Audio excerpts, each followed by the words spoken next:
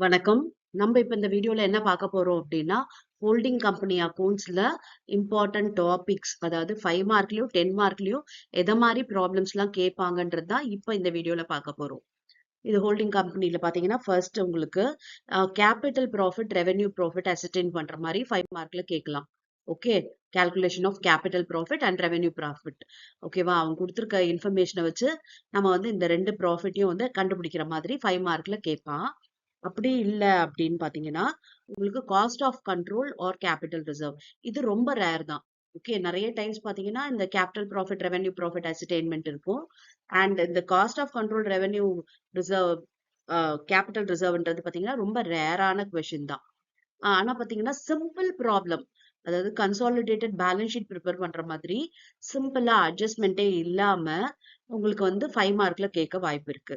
அப்படியே அட்ஜஸ்ட்மென்ட் இருந்தாலும் ரொம்ப சிம்பிளான அட்ஜஸ்ட்மென்ட் தான்.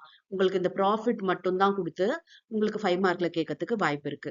ஓகே. இந்த ஹோல்டிங் கம்பெனி சாப்டர் பொறுத்தவரைக்கும் நீங்க 5 மார்க் அட்டெண்ட் பண்ண போறீங்க அப்படின்னா, எதெல்லாம் கான்சன்ட்ரேட் பண்ணி படிக்கணும் அப்படின்னா, கேபிட்டல் ப்ராஃபிட் எப்படி குடுத்தாலும் கால்குலேட் பண்ண தெரியணும். ரெவென்யூ ப்ராஃபிட்டும் கண்டுபிடிக்க தெரியணும்.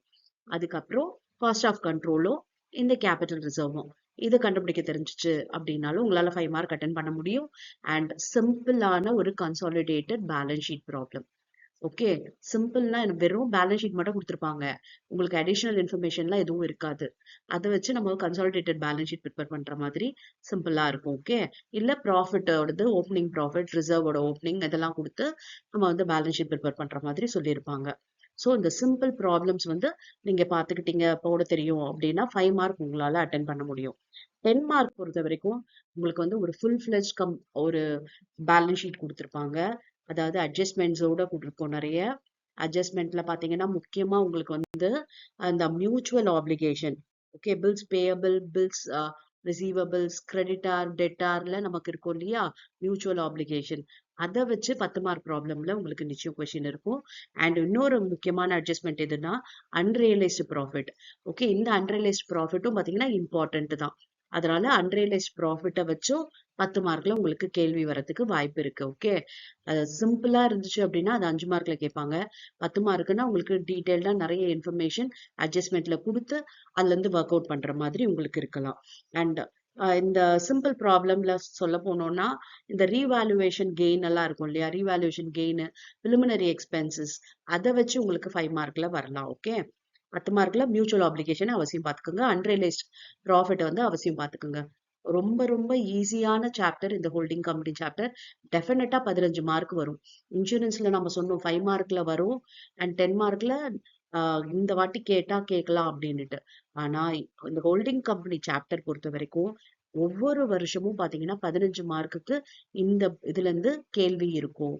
பிரிப்பரேஷன் ஆஃப் பேலன்ஸ் ஷீட் உட்பட நம்ம போட வேண்டியது இருக்கும். ஆனா ரொம்ப ஈஸி தான். உங்களுக்கு வந்து கொஸ்டின பார்க்கும்போது டிஃபிகல்ட்டா இருக்க மாரி தெரியும். பட் நீங்க வீடியோஸ் பார்க்கும்போது கான்செப்ட்டுக்காக ஃபர்ஸ்ட் இருக்க எல்லாத்தையுமே பார்த்தீங்க அப்படின்னா, உங்களுக்கு கான்செப்ட் புரிஞ்சுட்டா போதும். எந்த ப்ராப்ளம் வேணாலும் உங்களால ஈஸியா சால்வ் பண்ண முடியும். அதனால ப்ராப்ளம பார்த்து பயப்படாதீங்க. கான்செப்ட்ட அண்டர்ஸ்டாண்ட் பண்ணிக்கங்க. ஓகே.